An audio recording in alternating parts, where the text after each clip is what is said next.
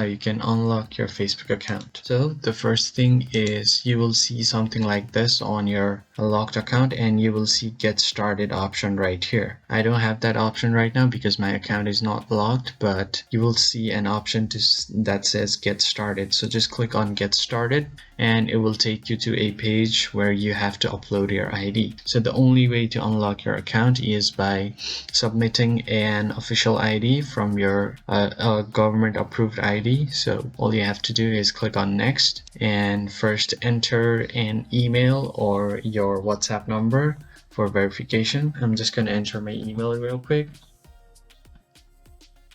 Once you enter your email, you can just confirm it down below and confirm. Now this will send you a confirmation code on your email. You just have to enter the code. So just wait for a few seconds and Facebook will send you an email with your code. Once you get your code, you can just enter your code. So I'm just going to enter mine right here. Once you enter your code, just click on next. And here you see different options for your ID. You can upload your passport, your driving license, your national ID card, marriage certificate, official name change paperwork, or anything like this. You can just select what you want to upload. Let's say if I want to upload my driving license, I'm just going to select this and click on next.